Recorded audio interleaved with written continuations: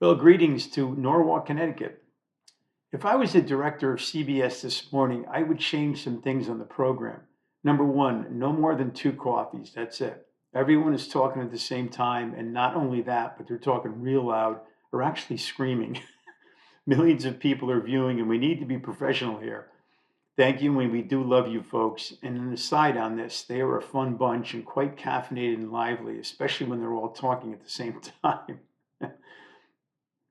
I read an article in the AARP bulletin about the rise of alcohol deaths for older Americans, and I'm not that surprised. Our generation produced a lot of alcoholics and drug addicts because just about everyone I knew was drinking or doing drugs. So I suppose you could call us the buzz generation. I do still partake, but it's true that you can't overdo it. Our systems are just too sensitive. And it's almost time for a cocktail. Only kidding. Maybe a half hour. What is the one thing that women and men have in common? They both enjoy the company of men. Now, I didn't make this up. Now, don't make me out to be a misogynist or a sexist against women, not at all, but that is a famous quote. And of course, in defense of women, they claim that every man is the same. And well, women always have to get the last word in. And now for some sayings from George Bernard Shaw. The best way to communicate your point is through entertainment. We don't stop playing because we grow old. We grow old because we stop playing. Those who cannot change their mind cannot change anything. The single biggest problem in communication is the illusion that it has taken place.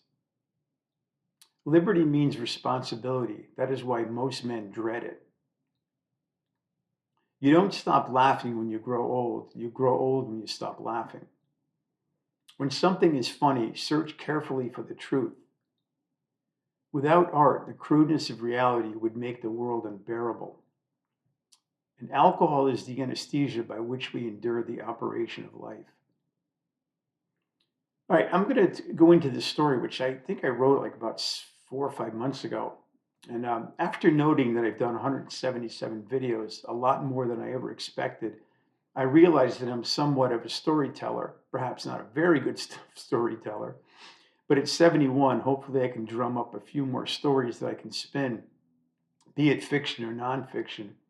And note, most of what I say is real since I can't make it up, though interpretation after years or decades can over embellish or come as close as I can to the actual incident or accident. After all, little spin won't do any harm, and I can't imagine not having any stories to tell. Your stories are your life, and they are your teachers, your friends, and your enemies.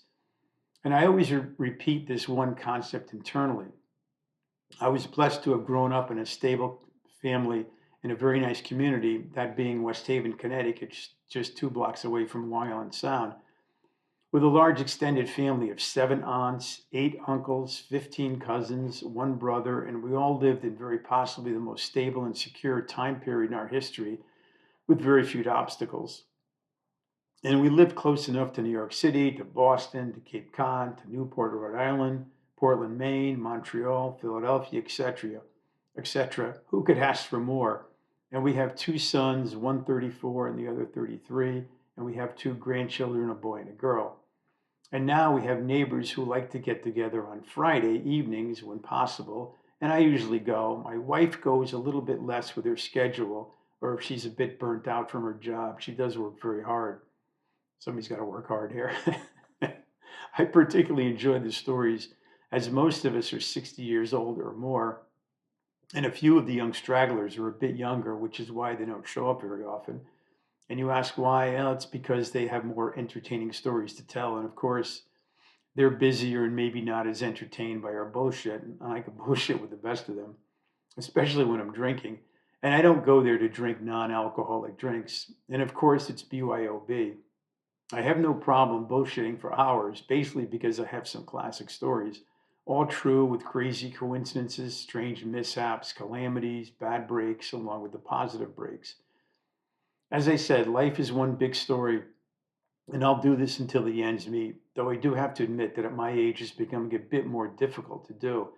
As I'm sitting here typing away, I can't wait for the next story to come, though there are certainly much less stories at my age, which of course means that I've got to get on my horse and start looking for some. Any ideas? And lastly, please stop saying at the end of the day, I hate that phrase. It's almost as bad as it's amazing. And I'm out.